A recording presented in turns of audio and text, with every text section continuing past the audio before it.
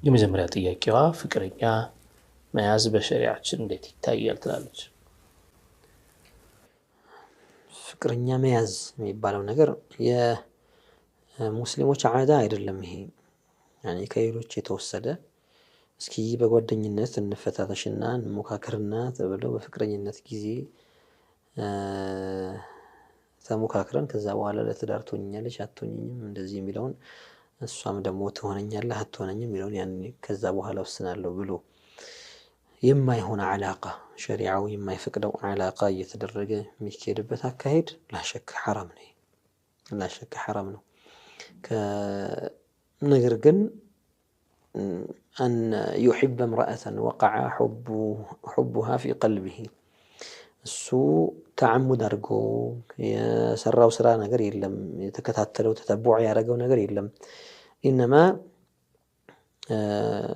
አላሁ ተዓላ መሐባ የሚባል መውደድ የሚባል ነገር ልቡ ላይ ሊፈጥርበት ይችላል በሆነ አጋጣሚ قد يحبها من أول النظرة የመጅኑን ሌላ ሑብ እንደ ምሳሌ ጠቅሱታል። ሀወል ዑዝርይ ብለው ያነሱታል ዑለማዎች። ያ ላኢሚ እያሉ ቡሲሪ የሚጠቅሱት ያ ላኢሚ ፊል ሀወል ዑዝርይ መዕዚረተን ሚኒ ኢለይከ ወለው አንሰፍተ ለም ተሉሚ ይላሉ። ያ ላኢሚ ፊል ሀወል ዑዝርይ ይሄን በምሳሌ አሁን ጉዳዩ ስለ ነቢዩ ነው ሰለላሁ ዐለይሂ ወሰለም። ግን ሀወል ዑዝርይ ብለው የሚያነሱት የማንን ነው?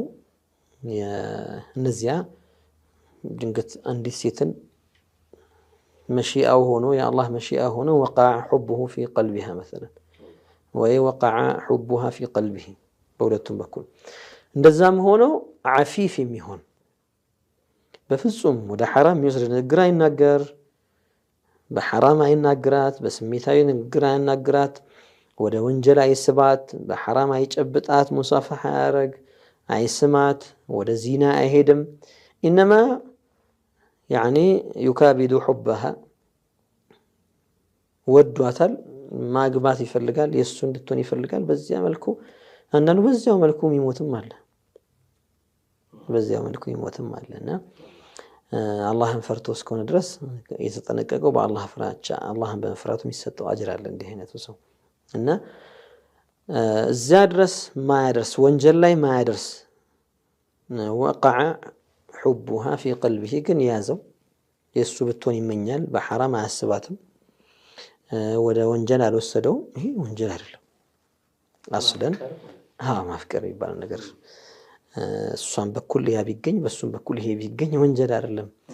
ሆን ተብሎ የሚደረግ ነገር አይደለምና የቀልብ ነገር ነውና هو لا يتعاطى الأسباب መጀመሪያ በሐራም ነገሮች ወደዚያ አልሄደም።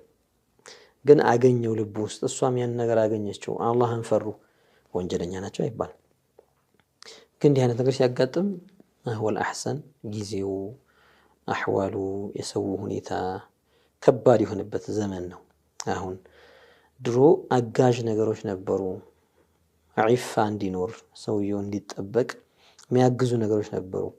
አሁን እነዚያ አጋዥ ነገሮች የዒፋ ሳይሆን ወደ ሐራም የሚስቡ ነው የሆኑት። ወልዒያዙ ቢላህ ያኒ ድሮ ሐያ ነበረ፣ እንድታረግ መጣህ ይባላል እዛ አይደል? እንደ ሰፈሯ ቢሄድ እሷ ወደዚህ የምትመጣበት ዛሬ መምጣትም ሳያስፈልጋቸው ስልክ የሚባል ነገር አለና ያገናኛቸዋል ፊል ኸለዋት፣ እሱም ለብቻ ሆኖ እሷም ለብቻ ሆኖ ይሄ ነገር ወደ ሐራም የበለጠ የሚጋብዙ ነገሮች ስለሆኑ እንዲህ አይነት ሽዑር ያደረገ ሰው ወይ ጀግኖ ወደ ትዳር መግባት አሊያም ደግሞ ከዚያ ጋር ያለውን ዓላቃ ይሄ ነገር ወደ ሐራም ነው የሚያደርሰኝ ካለ መቁረጥ፣ ከሁለት አንዱ ማድረግ ነው የሚጠበቅበት።